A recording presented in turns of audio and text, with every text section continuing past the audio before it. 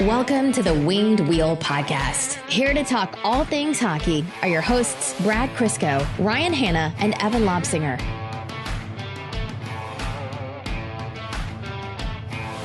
Second half. I know, not technically second half, but now past the All-Star break feels like second half. It already feels like it's been a full season. It does. We've had a weird measure of like what a full year of hockey is for 2+ years now. Thanks to the thing that happened. Time is irrelevant. Yeah, time truly is irrelevant. Doesn't matter. Flat circle, all that. But yeah, we are on to the latter half of the year for the Red Wings. Kind of does. At the same time, it does feel like we just started, though. No, not even a little bit. This feels like we're going into game 75 for me. I fully agree with that statement. All right, well, that's just me then. Yeah, like I feel like we should be prepping for like end of season stuff right now. Not, oh, we're going into the second half. We kind of are, though. It feels like it with the prospect profiles. Well, yeah. Cause... we had a couple remarks from people after the last episode. One, a lot of people were extremely relieved that the last jersey went up. And I have no criticism of them because you are absolutely right. That jersey took way too long to put up. It's also like, again, we're in a 1.5 story on the upper floor, so hanging the jerseys on a slanted wall is more trouble, really, than you'd think. But they're up now, and quite a few people like your hoodies, Brad. Really? Yeah, your Bauer one, your CCM one. They actually loved your CCM one. Oh, I was so excited when I was able to get that one because that wasn't one we carried in my store. I had to get it directly from CCM, so I actually... I forget what I had to get. I think I broke an ear loop on my helmet or something, so I had to order a replacement from CCM, and when I was on their site, I'm like, oh, that's nice. Add to cart. Well, for those of you asking where to get it, that's where you get it. Yeah. Evan, how's your weekend? Short. Always way too short. What did you do this time? Paint?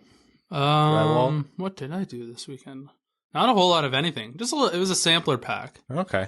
Any hot tub time? No hot tub time. I would have been mad if you did. That's why I'm sore today. You're sore every day. All right, folks. Welcome to the Winged Wheel Podcast. Here to talk to you about Red Wings hockey, probably for the last time this year, the All-Star game, thank goodness, and all things in the world of the NHL and beyond. I am one of your hosts, Ryan Hanna. I'm Brad Crisco. And I'm Evan. On today's episode of the Winged Wheel Podcast, we'll be talking about the news that broke not too long after the last episode. I think like 12 hours or something like that. Shawn Horcoff named as the newest assistant general manager of the Detroit Red Wings. Thanks, Steve. After the little ball of hate left Detroit, we'll be taking a look at what the Red Wings second half looks like, what our expectations are, and what to look forward to. We'll be talking about the All-Star game, how Larkin did in the fastest skater competition. Inevitably, we'll have to talk about the All-Star game in general, the show that was put on, the breakaway competition, which was either extremely fun, extremely corny, or both. And then we'll be getting into today's prospect profile. So we started last episode with Shane Wright, and today we have another big name on the board, which might be relevant to Red Wings fans. They all are, but more relevant. And then some NHL news if we have time before getting into overtime. Before that, you guys know what I want to talk to you about. The Jamie Daniels Foundation and our initiative to support them, which is called Wings Money on the Board. It's a campaign where you make pledges based on the Red Wings season. So you can do things like make a pledge for every Moritz Seider shot on goal, 50 cents or $20 for every Lucas Raymond goal. You can go as big or as small as you want. You make those pledges and donations at the end of the season or on special one-off events. There's awesome giveaways involved as well. Visit wingedwheelpodcast.com/blog and click on the Wings Money on the Board posts, or visit jamiedanielsfoundation.org to find out more about that organization and what they are doing. So appreciate all of your support already. More than 10 grand raised on the year. Hell yeah. Like from Jan 1? No. On the season. Okay. Yeah. Okay. Well, I was going to say, holy crap. Yeah. Wow. You're like, I've been looking down for a long time. Yeah.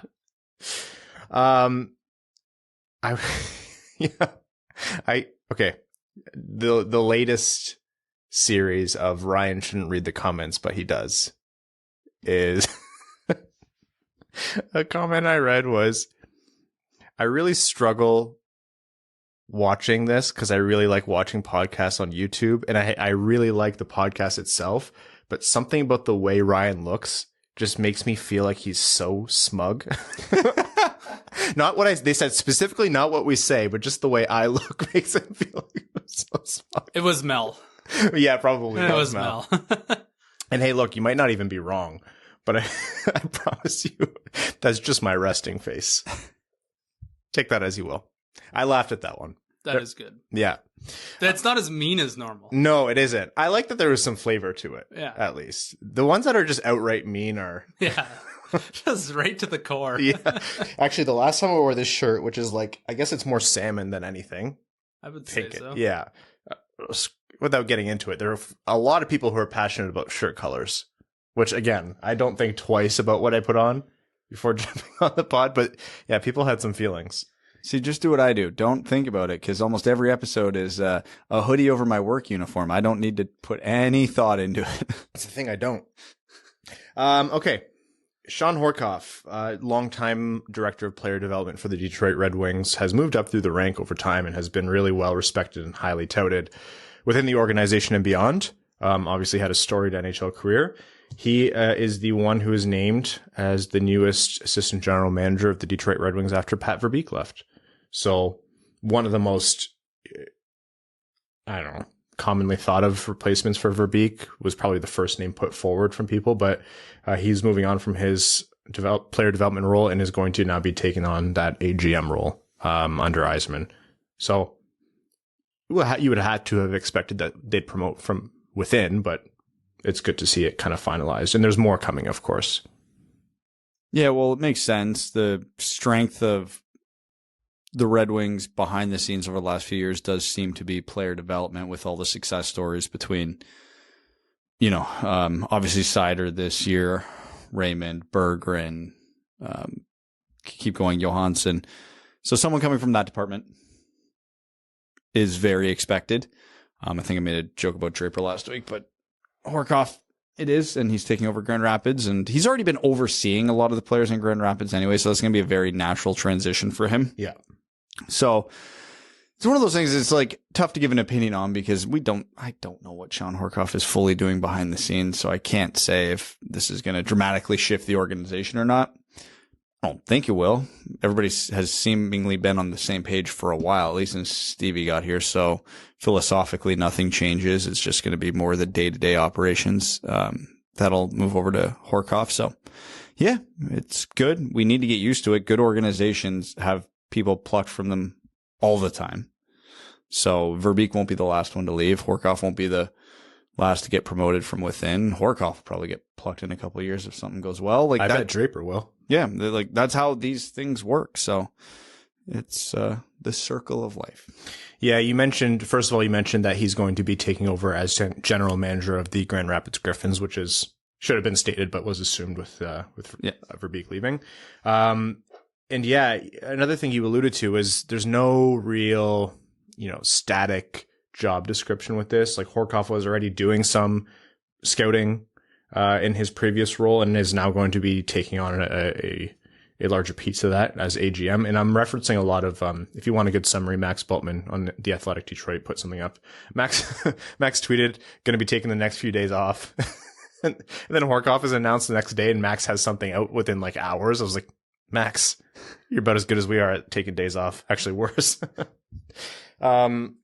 So yeah, he's going to have more of an expanded role, a little bit more of a general role. I think what's interesting is what happens next with the player development piece. So Dan Cleary is someone who's worked as the assistant under Horkoff for a while now, and is the favorite for it. And Max also mentioned Nick Kronwall, who, like you said, Brad, has had a big impact, especially with the European players coming over. Him and the rest of the, revered Red Wings European contingent over there, from scouting to development. He's been doing some good work over there. So I don't know really what to expect from that. Are they going to want to keep Kronwall over there? Does Kronwall want to stay over there to be closer to family? Is he interested in coming to Detroit? It's all stuff that's an option. And, you don't get too worked up over it, or you don't get too passionate one way or another. Because again, for the millionth time, there's no exact formula to a winning organization and what these jobs are. You bring in good people and they'll find their way. Yeah. What have we learned more than anything over the past couple of years is a lot of people can do their jobs remotely just as well. Yep. More meetings, though. That's the problem. It's just so easy to book. That was a massive gripe at work right now. Too many meetings. You know what the big thing is no meeting Fridays. The best. No, it's not the best. Because, yeah, it is. No, because then there's a no meeting Friday. So your Fridays, everything gets squeezed into 4 days. And then inevitably someone has a meeting that trumps the need for no meeting Fridays. And then they just book in your Fridays. We have no meeting afternoons Friday. Maybe a little bit more manageable. But that's just common courtesy. Don't book someone in on a Friday afternoon. Oh, I just booked meetings over top of other people's meetings now. This is my biggest complaint at work right now is there's just no time to actually do anything because all we do is meet. Just meet, sit there, stare at a screen. Anyhow, the Red Wings have options. There's going to be backfills and backfills and backfills. I'm curious to see when they go external. Not that Yzerman hasn't. He's brought in his guys for various amateur scouting, pro scouting, various teams. But for one of the bigger ticket hires, I'm curious to see if and when the Red Wings go external. Real old boys club right now. Debate. Thoughts? It's more like the hockey track right now, like Cleary and Horkoff, very obviously. Cronwall, very obviously. And those are guys who know. Well, those are guys he knows, right? Like... Yeah. You can't really tell everything from a job interview of someone you don't know. No. So, yeah, more to come. We'll see how Horkoff does. I think a piece that I liked in Max's article, if you go read it, was the discussion of how to balance development in Grand Rapids versus, winning in Grand Rapids. Because that's still a pro hockey team. They want to win the Calder Cup every year. They want to compete. But you also want your young guys to develop. And that's... we're sitting here on a Red Wings prospect, so our bias will always be give, Veleno 30 minutes a night if he wants it. Winning be damned. Develop good young players, win more games. It seems like a simple formula. Yeah. Come on now, let's not overthink this. But there is something to be said about having a winning AHL team. I do think it's an extremely tough job. It's got to be an extremely tough job because I do think there is a trade-off. Like if you spend too much time focusing on winning in the AHL, it actually does come to the detriment of guys who need the minutes more so. Speaking of the AHL, it's fun to see Veleno go down, obviously have a bigger role down there and tear it up. 4 points in the 2 games down there? Yeah, it's fun. It is fun. I'm not worried about Joe Veleno. No. I've received a couple messages about people saying, I see a bust. Why is he taking so long, et cetera, et cetera. But we've kind of seen this at every level he's been at, where he takes a while to kind of get acclimated, up to speed, comfortable. And there's no bigger jump than from wherever you are to the NHL. So there have been nights where I'm like, yeah, Joe Veleno's kind of invisible out there, doesn't get a ton of minutes, makes a few mistakes, whatever it is. But there have also been nights where I'm like, you can pick out a few parts of his game, his decision making, moving the puck into the zone, whatever it might be, where it improves slowly over time. The patient path with Joe Veleno is the way to go, and I'm not too worried about it.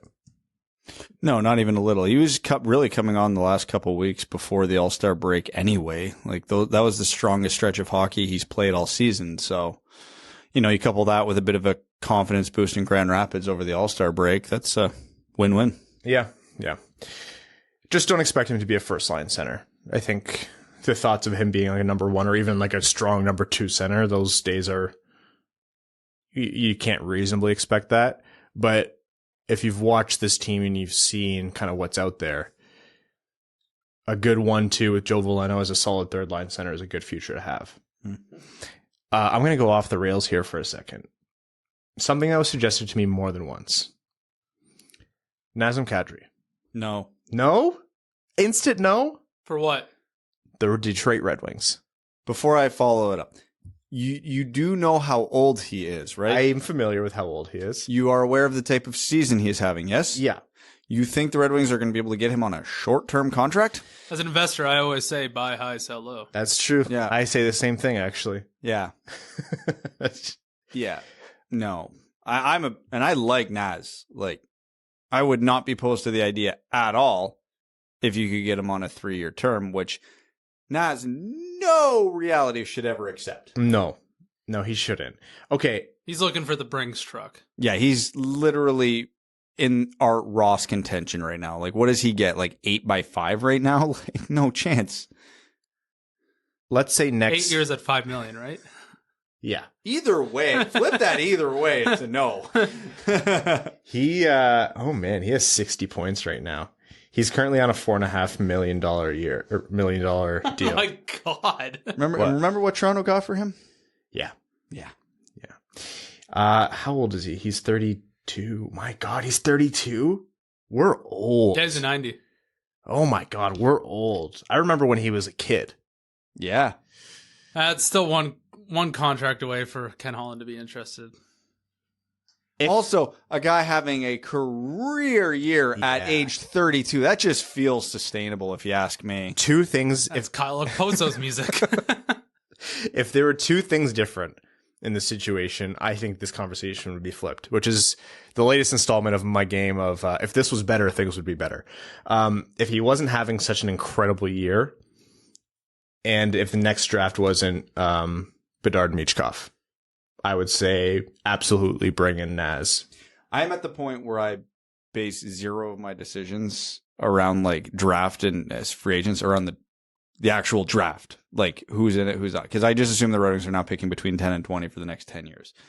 So do not care about that. It's you don't sign he'll be 33 at the start of next season, coming off a career year. There is no reality where that's a good contract and a good idea.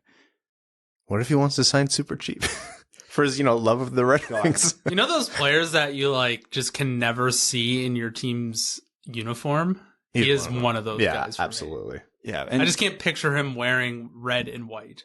Even if you could, there's that long history in free agency of the guys coming off career years signing very reasonable contracts the following summer. It happens all the time. I can count no examples, but this is the one. This is the one time, everybody, that it's going to happen. So when you're tweeting at Ryan and me, please more at Ryan, saying, hey, this is the guy that we definitely can sign short term and for cheaper than expected. Yeah, this is definitely the exception to the rule. For everyone who asked me to bring this up, you are welcome for following on this sword. And when you tweet angrily, I do ask that you tweet more at Brad than me. Okay. I get enough angry tweets in my mention of my own volition. Send the rest to Ryan. Tweets are all Wordles, man. Well, in between game days, yeah, I don't have a lot. And all my Wordles are like at 7:30 in the morning. Bite me. Nobody's on Twitter at that point. You are very anyways. The Red Wings second half has an extremely strong strength of schedule, which means it's going to be harder for the Red Wings on average. I think the last time it was calculated, the Red Wings had the hardest remaining schedule of any team in the league. No back-to-backs this month? No, and February was always going to be lighter because it was that reschedule and they had the break because of the Olympics, which they filled in a little bit. Oh my God. Yeah, and I just switched over to March, which is what Evan is reacting to. March is heavy, as is April.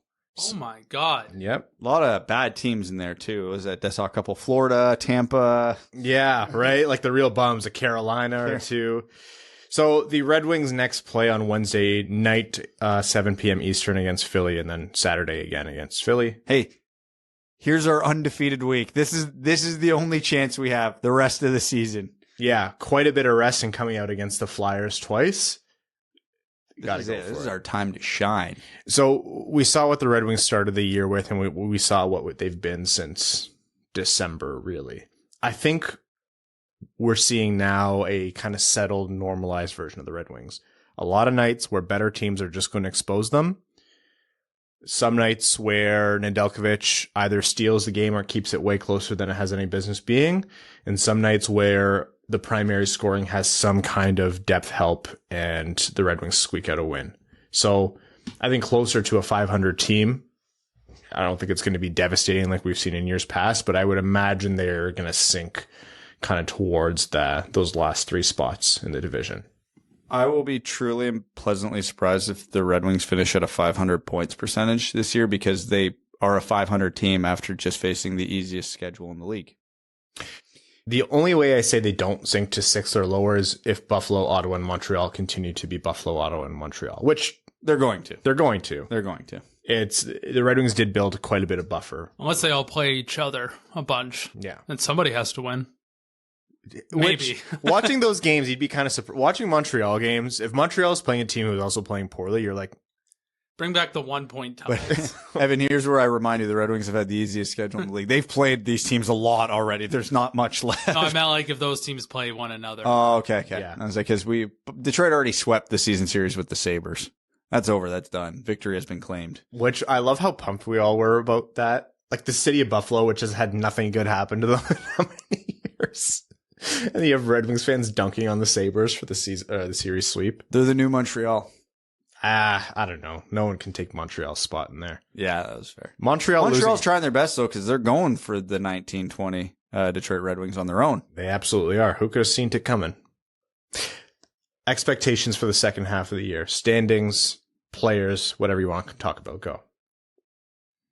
More of the same, but worse. I know it's an overly simplistic answer. I still expect strong performances from Larkin, Bertuzzi, Seider, Raymond, and Nedeljkovic.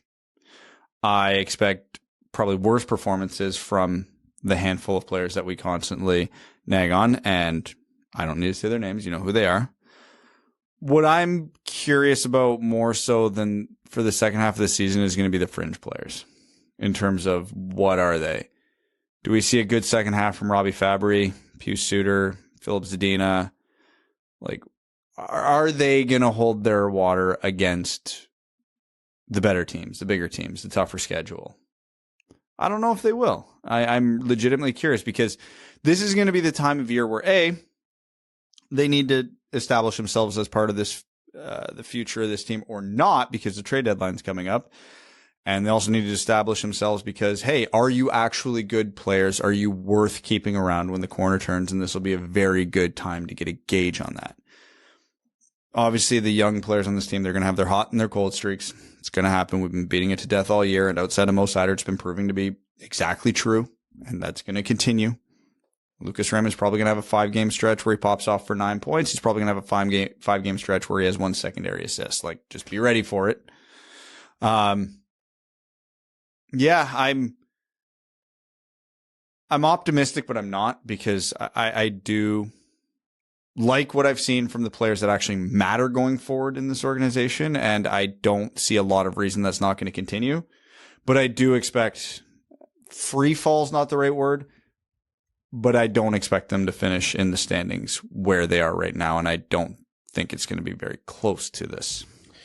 Yeah, my biggest thing is the trade deadline and what's going to happen there, because I think we've seen, again, I stand by what I've said, which is we've kind of normalized in terms of output and results. We've seen the best of Lucas Raymond and Moritz Seider, and we've seen like the slower periods. I think not for Mo Seider. I was going to say, I think that more applies to Lucas Raymond than Mo Seider, but again, it's really, really hard to be a rookie in the NHL and have constant output for 82 games, which is an illustration of how unreal Moritz Seider's season is. And Lucas Raymond has by no means been bad. Like, I just want to put that out there. He's still, in my mind, a Calder frontrunner, but Moritz Seider has been out of this world. But, you know, Larkin and Bertuzzi are doing what they're doing. Even if they have a normal dip in the second half, it's still going to be a phenomenal year for them. As long as they stay healthy, I think we can see more of the same. Yeah, the Fabry and the Suitors, I think they've been doing really well. I don't expect them to all of a sudden explode and have like Larkin and Bertuzzi type output, but we're seeing about what we will from them every couple of games. Have them either pop off for output, but otherwise be a solid impact on the ice. I just don't want regression from them. That's all I want. They are playing a tougher matchup, which means tougher roles. Okay, hold the level you've been playing at. Here's why I think they won't regress. I don't imagine anyone I don't think Fabry's getting moved. No. They extended him. I think they move him now. Nemesnikov might, but I think they'll still be able to keep the talent on those lines because one, Jacob Vrana will hopefully come back either late February or early March. So that's going to keep things there. The trade deadline is going to dictate a lot for me. I think Nick Leddy hasn't been having a good season, but losing Nick Leddy would still be a hit to the defense. And that's just kind of been the type of Red Wings defense core that they've had for years now. Having 3 replacement level left-handed defensemen is not conducive to winning? The Nick Leddy return is going to dictate how valuable or how well Yzerman did on that trade with the Islanders. That wasn't a cheap pick to spend on Nick Leddy. And you have to hope that a team is banking on getting someone in return a team is banking on getting a Nick Leddy in return that maybe isn't who he's been this year, but something that he could be for them. Basically, a GM overpaying is what I'm trying to say in fancy words. Overall, yeah, I think the Red Wings are going to hover around where they are in divisional standings, probably sink lower in overall standings. But I'd say the last couple weeks is what I'm expecting. Trade deadline, Jacob Vrana coming back. Those are the two marquee moments for the rest of the season. Otherwise, just enjoy the ride. Oh, I think it'll be a lot of the same. I think they should make some move if it becomes available at the trade deadline to maybe help in this draft or the next. Who would you move? Man, Nemesnikov seems like the most obvious on the roster, but he's proving to be more and more valuable, which makes it difficult. So, but I mean, every player's got their price. So if someone comes out swinging for him, absolutely.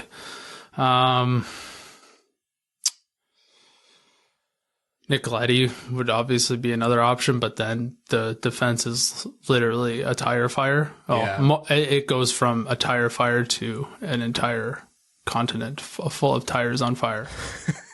You're looking at maybe you bring Stetcher back and flip him to the left side or something. I don't know. You got to make it, like I said, the trades that become available will dictate what you have to do with the personnel that you have. But I hope it's more of the same. Like we said, the schedule is going to get more difficult, which is not good. It also means you're deeper into the season, which also makes it more difficult because a lot of these younger guys are not used to the grind yet. But I really hope a Red Wings player takes home the Calder this year. That's what I'm hoping. Yeah, but they didn't do any cool shit at the All-Star game, so they have no chance. Oh my God. I'm so... Is it really that impressive that Trevor Zegras did it blindfolded? Nobody thinks he couldn't see through the blindfold. I don't think it's impressive because he doesn't look at the puck when he stick handles anyway. Are we talking about this now or are we gonna save this for later? I want to save it for later. Okay. Because first I want to tell the audience that this episode because I was being facetious, but I have opinions on that and they're not what you would think. Suspense. Clickbait. Stay tuned. This episode of the Winged Wheel Podcast is proudly brought to you by the FanDuel Sportsbook, a sponsor that gives Winged Wheel Podcast fans what we need, even more excitement. There's so many reasons why FanDuel is America's #1 sportsbook. They're easy to use from registration to deposits and finding your ideal bet. Withdrawals are quick and easy. FanDuel pays your winnings back in as little as 24 hours, and they always have great odds boosts and specials with some big super boosts each weekend. Now listen to this. FanDuel is letting you place your first bet risk-free up to $1,000. Just place a bet on any game, and FanDuel will refund you up to $1,000 back in site credit if you don't win your first bet. No strings attached. If you win, you keep the cash. If you lose, you get that grand back in site credit. What we want you to do is download the FanDuel Sportsbook app to get started with that risk-free bet, and be sure to sign up with promo code WWP so they know the Winged Wheel Podcast sent you. That's FanDuel Sportsbook, promo code WWP. You must be 21 and older and present in New Jersey, Pennsylvania, Illinois, West Virginia, Indiana, Colorado, Iowa, Tennessee, Virginia, or Michigan. First online real money wager only. Site credit is non-withdrawable and expires in 14 days. Restrictions apply. See sportsbook.fanduel.com for details. If you have a gambling problem, call 1-800-522-4700 in Colorado, 1-800-BETS-OFF in Iowa, 1-800-9-WITH-IT in Indiana, 1-800-GAMBLER in New Jersey, Pennsylvania, Illinois, or Virginia, Tennessee Redline 1-800-889-9789, 1-800-GAMBLER.net in West Virginia, or call 1-800-270-7117 in Michigan. All right. The All-Star game. Connor Bedard just killed a guy. Not the All-Star game, but just in general. I just got a highlight of a goal on my Twitter feed here that I can't. Connor Bedard's a bad We'll have man. to wait 1 year exactly to have this conversation. Yeah, we will. Sell everybody to get Connor Bedard. Oh my God. He killed a guy or he scored a goal? Was it he killed two people by scoring a goal? Like what Connor McDavid did to Morgan Riley that one time? Worse. Oh. He stole both their souls. Send me the clip. I want to watch it. The All-Star game. Everyone knows he could see through the blindfold. That was just for show. Oh, we're going right into that. Okay. Yeah. Look. I don't think it's it's impressive. The move was sick. Okay, it's impressive that someone can do that on command, essentially. But I feel like the blindfold's just gimmicky because he can probably do that already with his eyes closed. Who was pretending? He knew it was gimmicky. He was replaying the scene from Average Joe's, from Dodgeball, where the guy put on the blindfold. But we all know he could see through the blindfold. And I do not care about the blindfold. No. Because that move he pulled off, I don't think people truly understand how ridiculous what he did is. You're getting burned right now, Evan. Me? Yeah. Why? Because you're stupid. But I wasn't really listening to what everyone was saying. I'm still thinking about the Bedard goal. But anyways. I clearly don't remember what I said. Yeah. Keep going. I don't even know. Anyways, doesn't matter. So everybody knows, for the most part, what the Zorro move is with the puck, which is kind of what Zegras did, where you get the puck on the toe and you kind of wave it like a wand back and forth. Like, it is on its own with two hands skating in a straight line, incredibly difficult to do. But most competent hockey players, you give them enough time, they'll be able to get it down. Like, my dumbass can Zorro the puck most of the time. Trevor Zegras did it on the first attempt, went to one hand on the stick, spun around while doing it, and shot it into the net when there was a goalie there. I'm surprised the league didn't call that back because there was goaltender interference on the play. Someone threw a dodgeball at the goalie. Yeah. It was the Anaheim mascot threw the dodgeball. That should have been called back. The goalies are meant to let things in the breakaway challenge. Just put that out there. Stay in the middle so it makes it look like they at least have to hit the net. Yeah. Which, hit the net, that's another thing. But like, everything Zegras did there is exceptional. Now, my favorite part about this is how unbelievably stupid the NHL can be, where even when they get things right. We knew why Trevor Zegras was there. Hey, let's bring this guy who is a wizard with the puck into the skills competition for nothing else than the breakaway challenge to do some really cool shit with the puck. Trevor Zegras shows up, does some really cool shit with the puck that blows everybody away. It was exactly what the NHL wanted. No, it was exactly what the NHL needed. Earmuffs, children. Because the NHL is so stupid, he still didn't fucking win. No, he didn't win. They gave it to Pietrangelo. This went exactly as they wanted, and he didn't fucking win. What did Pietrangelo do? Did he hit the goddamn net with his shot? He pulled something off that no one else in that shootout could, and he played for Vegas. Played for Vegas. Vegas. On a Superman cape. He had the Vegas drum line come out and play some shit, and then he came in, took a wrist shot, and put it over the net, and won the fuck. And I understand with everything about this. This isn't for us. This is for kids. Brad's about to go out there and beat up some kids. No, I get it. Like, people from Vegas saw what Pietrangelo did and went, hey, that's fun as hell. And it is. It's great. It hypes up for the people that are interested. It's good. I would like to see just players come down and do cool trick shots like Zegras did.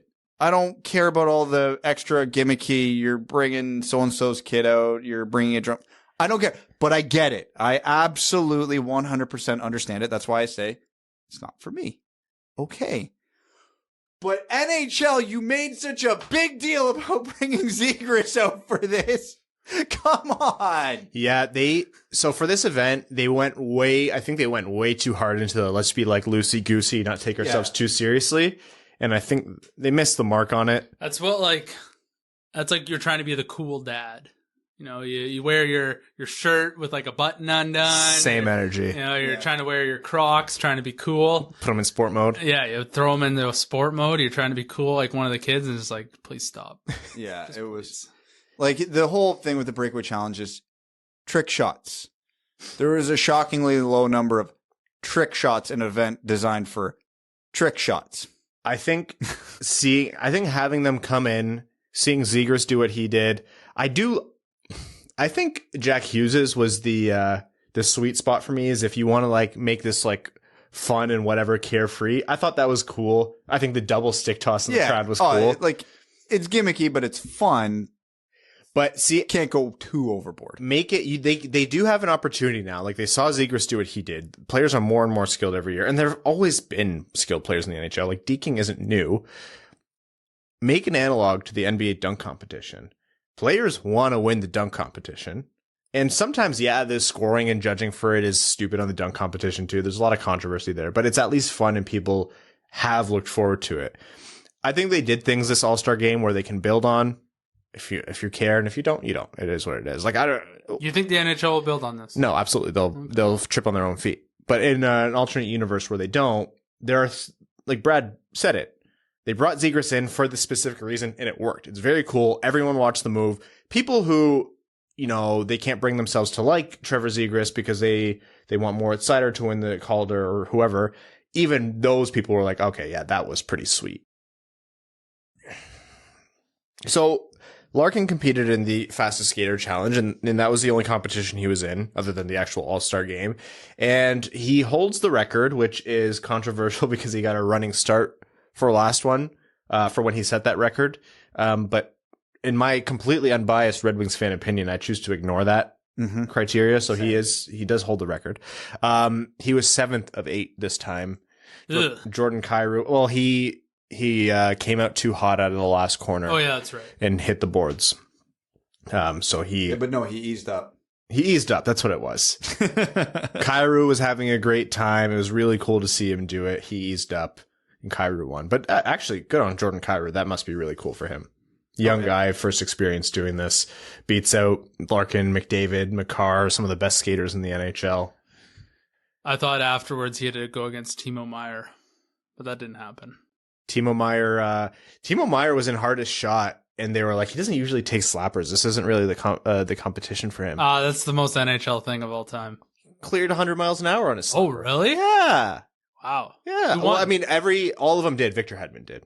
Yeah. Yeah, which is expected. But they all cleared 100 miles an hour on their slap shot. Wow. Yeah. That's even Tom rare. Wilson. Tom Wilson, who came in to replace Ovi. So, like, maybe you're like, oh, is he really that hard of a shooter, or is he really prepared for it? No, he came in and cleared 100 on his second attempt. I really got to practice that shooting that I know. Yeah. Hey, he's an effective player. Just sometimes too effective at hurting guys. They had that thing out in the fountain where Jerry D was awkwardly commentating with, like, no music and just, like, water in the background. It was... Look, the All-Star game... We'll keep saying it. It's not for everyone. I think the NHL has sometimes a little bit has the spirit of the thing. You can do way more to have it. I want you to either make it completely fun, like just go all out and just make it like pretty much a party the whole time, or find a way to capture the spirit of like the All-Star games of old where the stands were full and people were actually pumped about the game. Like calling your shot and then sniping a top corner. Gordie Howe coming out to a standing ovation kind of stuff. You know what I think is really cool? It's the only thing I really know about the Pro Bowl, other than it used to always be in Hawaii. When they play dodgeball. I think that's sweet. Wait. At the Pro Bowl? They play dodgeball at the Pro Bowl? I don't watch the Pro Bowl. Yeah, this is the first time hearing of it. Yeah, they do. It's ridiculous. It is like the greatest athletes on the planet playing dodgeball. That's amazing. It's very impressive. Dodgeball on the ice between like with pucks. Yeah.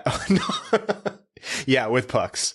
The shot blocking competition is essentially what that turns into. Or like when you're a kid playing Chris Russell comes to the event just for that. when you're a kid and you're playing hockey and your coach gives you a soccer at the end of practice scrimmage, like that would be fun. Did you guys ever do that? Did you guys ever do the one where you'll skate down the ice and people on the sides will try to shoot tennis balls or pylons at you? The gauntlet. No. Yeah, they should do that. The gauntlets, my version of the gauntlet was you skate alongside the boards and there's people lined up like 3 feet off the boards and you have to skate. That is also called the gauntlet. They should do that as well. Hockey's not a creative sport. No, not a lot of smooth brains. I like when they would interview guys. They're like, how's it being in a new city? I can't remember what players said this, but they're like, how is it being in a new city in Vegas, new team? Guy goes, new. It's like, yeah, it's great. It's good to be out here and, with the family, and it's a great energy and it's great. It's great. Pretty neat. It's great stuff. Does the game of hockey change in any way if for the rest of time no players ever interviewed? No. No. Interview only coaches after losses. That's it. Yeah. Or just find a way to capture McKinnon's face after Dater asked him that stupid question. What? No. Anyhow, Larkin would have been better off in the All-Star game if they told him it was a game scenario and he had a breakaway, because UC Saros and seemingly every other goalie was there to just rob him, or like he fumbled the puck a couple times. But his the goalie save streak competition, which every player participates in, he had a couple nasty goals, like the fake backhand to forehand, but you're actually sliding it in backhand, and then the fake slapper where you skip your stick over the puck to deke. Those are both filthy from Larkin. Anyways, that's the All-Star game. Metro won, blah, blah, blah. Anyhow, I'm very excited to no longer talk about the All-Star game, just because it just explodes into a bigger thing of the NHL should do this to make it fun, which we participate in, but it's not ever going to be that. And, you know, such and such player is going to win the Calder just because of this. And I'm just like, I can't bother with being upset about this. So let's move on to something that we can be upset about, which is a prospect where we can get too excited about them and then they don't end up on the Red Wings. Brad, who is today's NHL draft prospect profile about? Matt Savoie of the Winnipeg Ice. So, first of all, centerman. Depending who you talk to, he might not project in the NHL as a center, which I'm getting sick of those conversations, but whatever. It's fair. So Matt Savoie is one of those prospects in the top 10. I feel like just saying that people will understand. I have no idea. No, me Highly neither. skilled old hockey man doesn't love. Why doesn't love? Small, not super fast. Thank you. Yeah. There you go. He is on an absolute ridiculous tear in the WHL. Right now, I think he's on pace to win the WHL scoring title as a 17-year-old. One would argue he's on one of the more stacked WHL teams, but when he's the guy leading that team, I feel like that point's a little irrelevant. Unbelievable skill, unbelievable vision, great shot, unbelievable compete. There's nothing to not like about this player other than he's not that big. I think he's like 5'9", 5'10". And his skating gets billed as poor, which is wrong. Like, I know it's a matter of opinion, but it's just wrong. He's not a burner, but he's not getting, like, he's not a Giovanni Smith level of skater. Like, he's a good skater. Yeah. He's an above average skater at the junior level, which will probably mean he'll be about an average skater at the NHL level. But he just has every other tool in his tool belt. Like most junior players, defensive game could use some work, but that's true across the board. And his compete level's high, so there's no way he's not willing to learn once he gets to the next level. So I'm personally very, very high on Matt Savoie. He's exactly who the Red Wings should be targeted. He's my ideal scenario for the Red Wings if they're picking anywhere but one.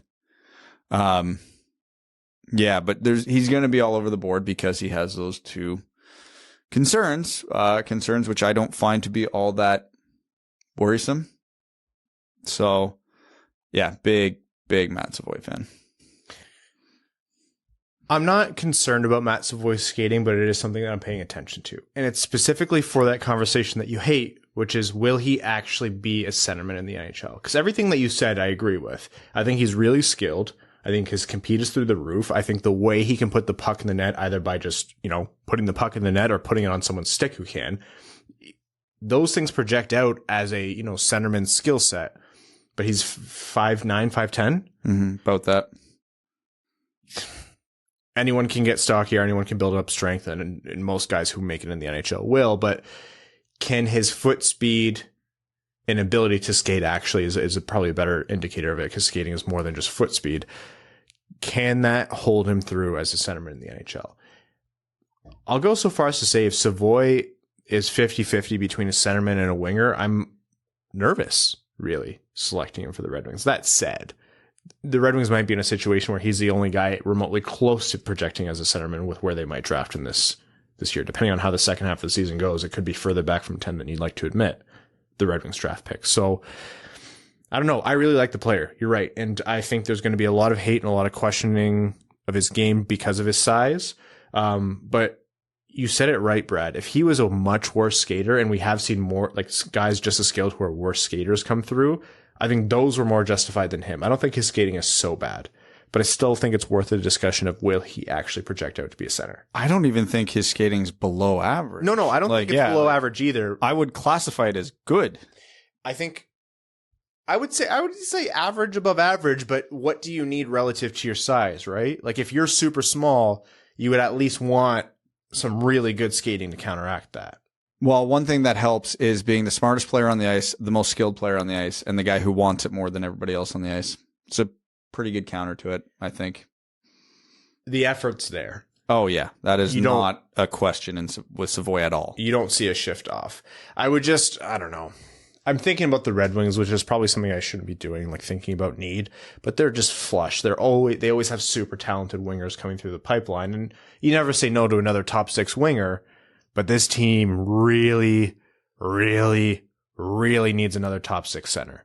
They need a guy at Larkin's level or close. Mm-hmm. If Savoie switches from center to wing in the middle of the year, my ranking on him does not change.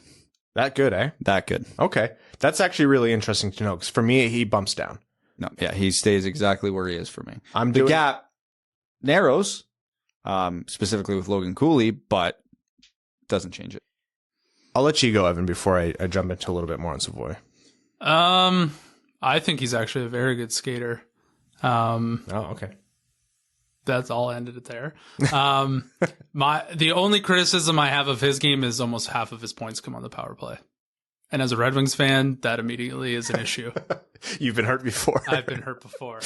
I mean, it's not a 1-to-1 comparison, but but it smells like shit. It walks like a duck, talks like a duck. Yeah. It's definitely, that's not a fair comparison, but, and I think he's definitely more of a pass first type player, even though his shot is ridiculously, elite. So I think I would like him to see him shoot a little bit more. It seems a lot of his goals he shoots because the chance is a no brainer. Yeah.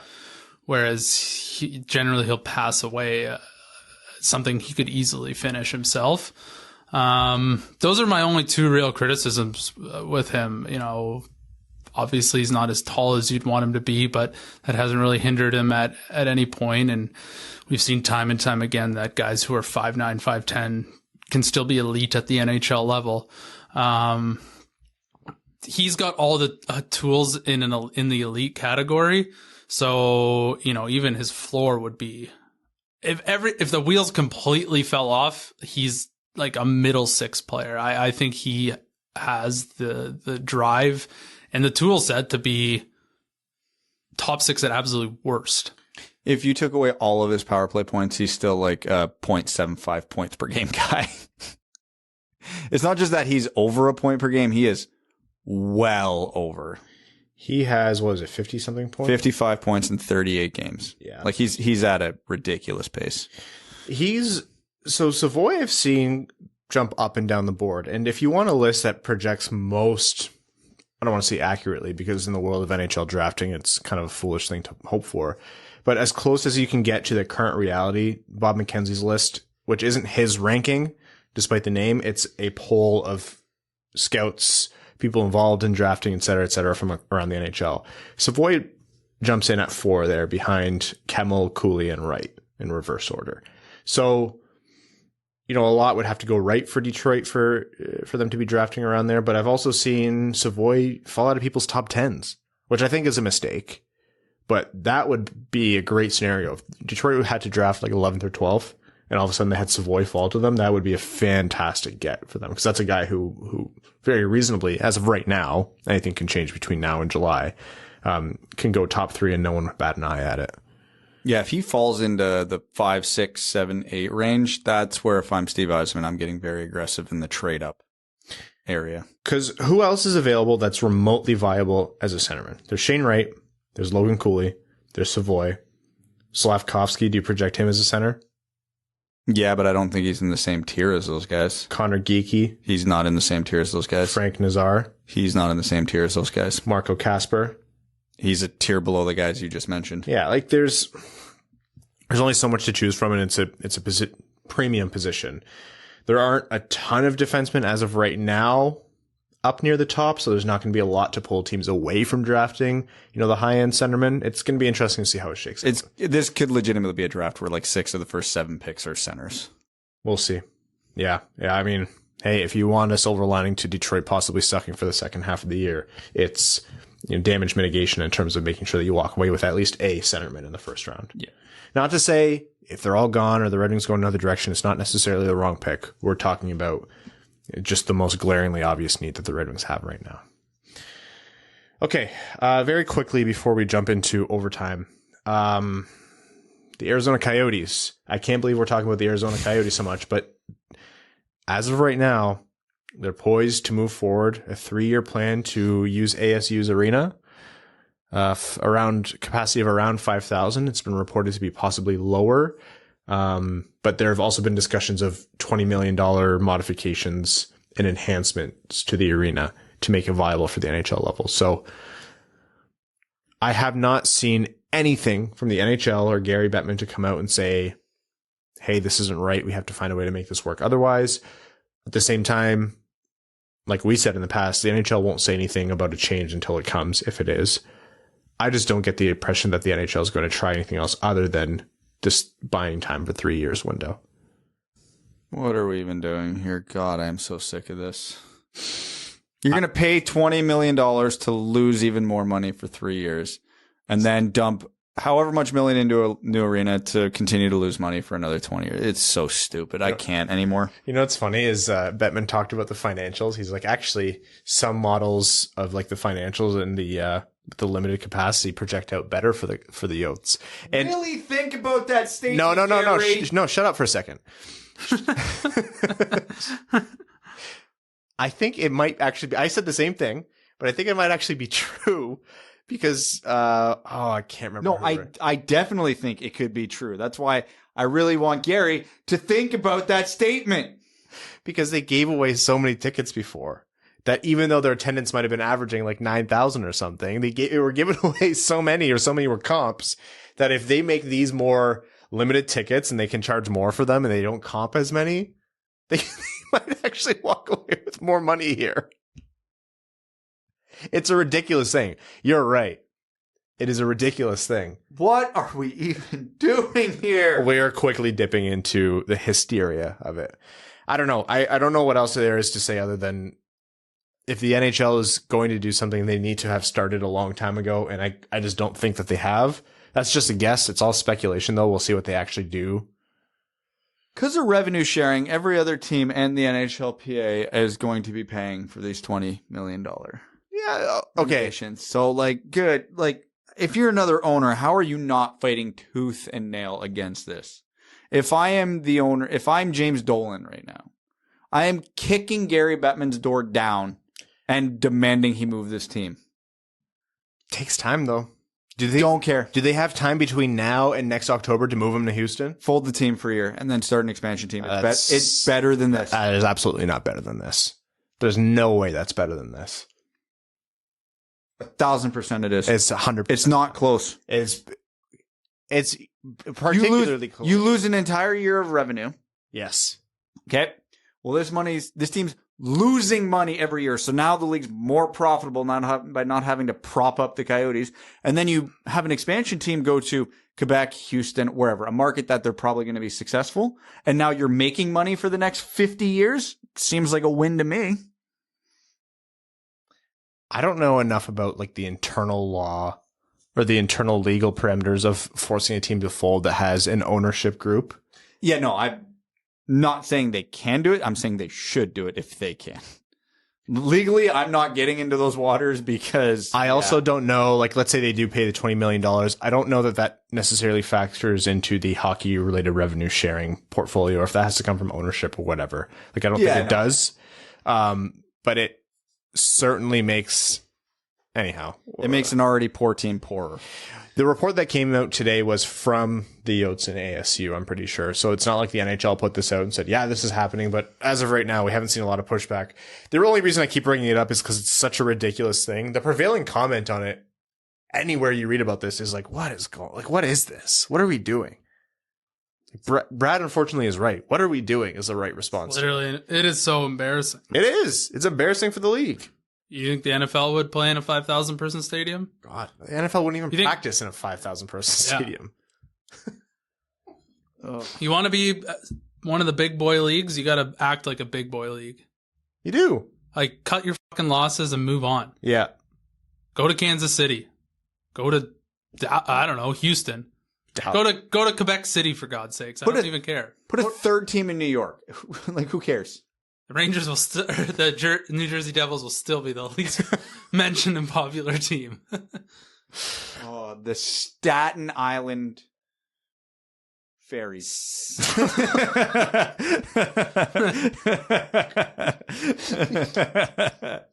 Mexico City. Staten Island Fairies. Why not Mexico Better City? than Bing Bongs. No, when they score, that's what they're going to have over the PA system. Bing bong. There would immediately be my second favorite team.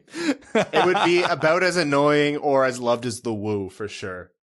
Is there not Okay, let's play a fun game. How dumb of a city can we mention where we can all agree they'd still be more profitable than the Coyotes? Kitchener-Waterloo.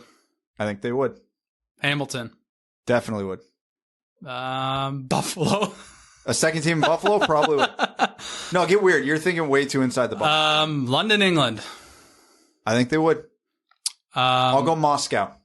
Oh, 100%. Okay. Helsinki. Oh, 100%. Okay. Okay. Honolulu. I actually don't know. I don't either. I think that's a good... The arena would cost $50 billion to build because there's no real estate. Build it on the side of a volcano and just have a glass wall on the one side. But I'll still say yes, because they would get people from like the China, Japan tourists that direction, and also Americans and Canadians from the other direction. Tokyo. No. Anchorage. No. I'm just getting ready for overtime as this is going on. Successful? Are we saying successful or more successful than Arizona? More successful than Arizona. Then I change all my answers to yes. Okay. It hasn't worked yet. Yeah, so that's my point. This is how ridiculous the situation is. I can convince at least one human being that Anchorage, Alaska is a better option than what the Coyotes are doing. So just, come on. We are going to jump into overtime on this episode of the Winged Wheel podcast. And we're going to start out with our Patreon supporters, who are the reason this show has a heartbeat. They are the foundation of what we do. Anyways, Evan left. No kidding. Patrons, thank you so much. Patreon.com/Winged Wheel podcast. If you want to support the show, we really means a lot to us, to those of you who are able to and do. Evan had to jump out, but Brad and I will be tackling some overtime questions. We'll start with Patreon here. Josh Brink says, peak NHL is doing an offside review in an All-Star game to take goals off the board. What's one event you would add to the All-Star game, and who would your all-time best participant in it be? Ooh, good question. I like that. A trick shot competition where they actually do trick shots. I was going to say, like, a shootout challenge where it's, properly rated. Like, they actually try, where they allow things like light the stick on fire or wear a cape or whatever, but also, like, try to pull something off that's cool. And for me, very obviously, Pavel Datsyuk is the ideal. A full team shootout, but where the purpose of the shootout is goals, not save streak. That way the shooters take it seriously.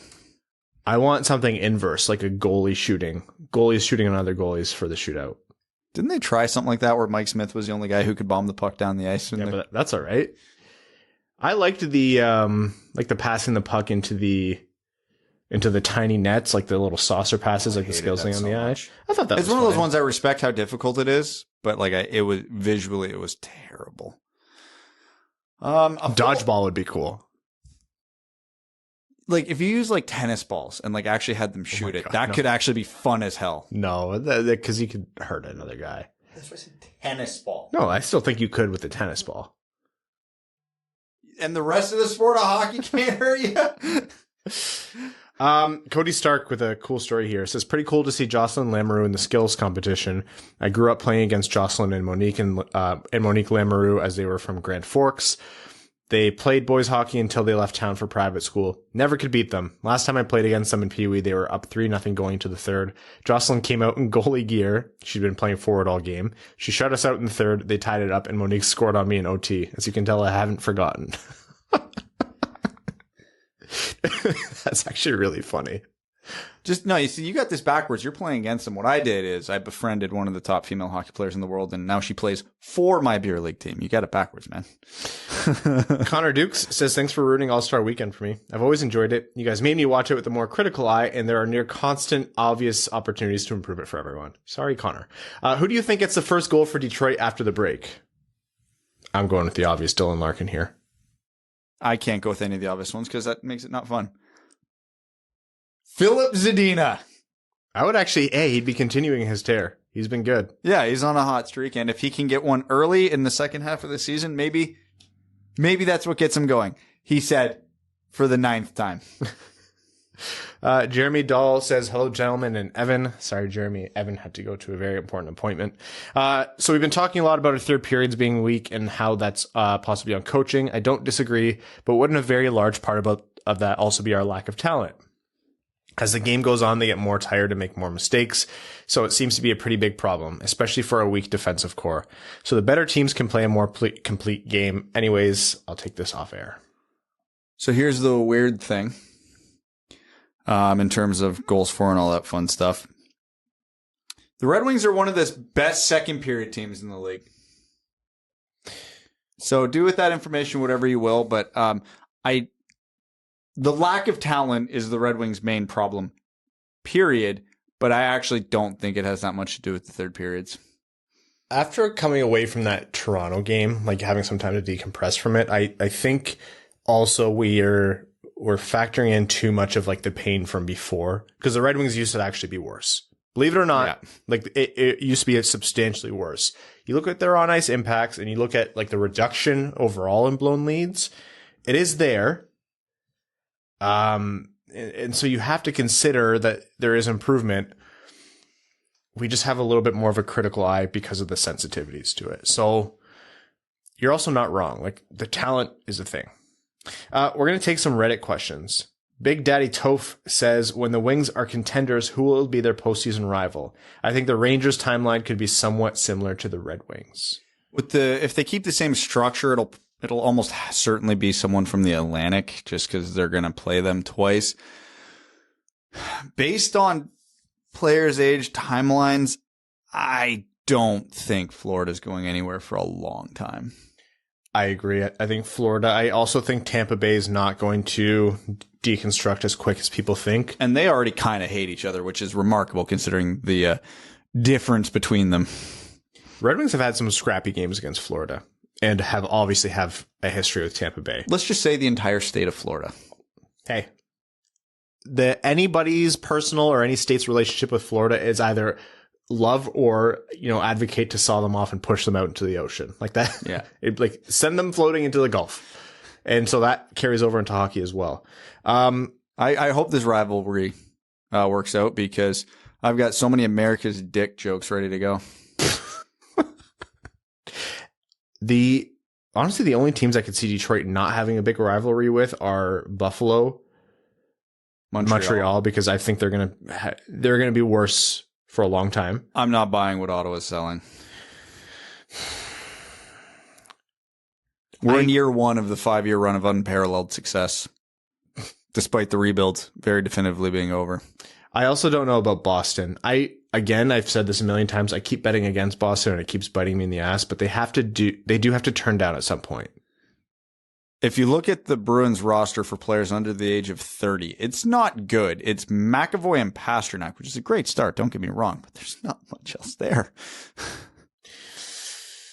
Okay. Elvish Blood 24 says, should Veleno stay in Grand Rapids and who should we let walk in the off season? Well, if these two games are any sample size, he's too good for the AHL now, which is a great development.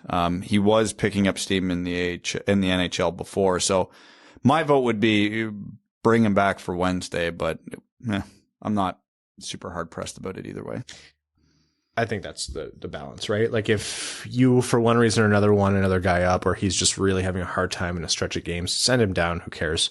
He does well over there. It can't hurt in terms of at least a confidence boost. He's going to take a while to hit his stride truly at the NHL level, so patience is fine. I just don't want him yo-yoed. Wherever he is where he is. Yeah. Do not give this guy the Cholowski treatment. Not 1 game up, 5 games down, 3 games up, 2 games. None of that. None of that garbage. If he's in Grand Rapids after the All-Star break, he is there for the rest of the year.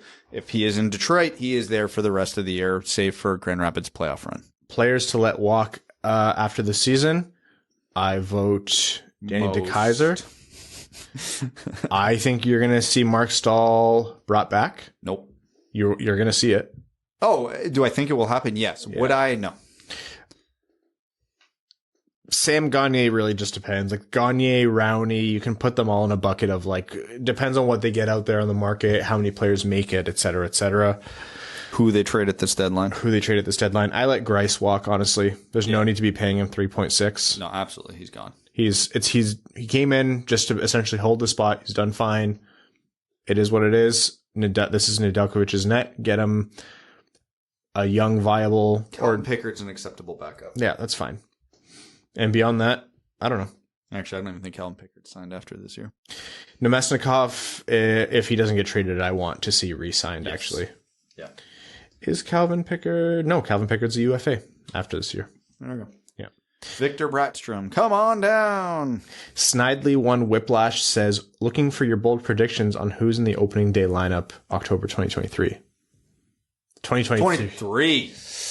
Johansson. Edvinsson. Sabrango. Sabrango is actually probably the only thing in there remotely close to a hot take. Yeah.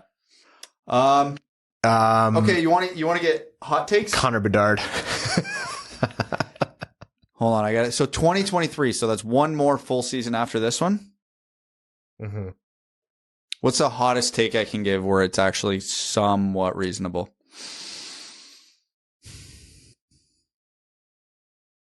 Carter Mazur.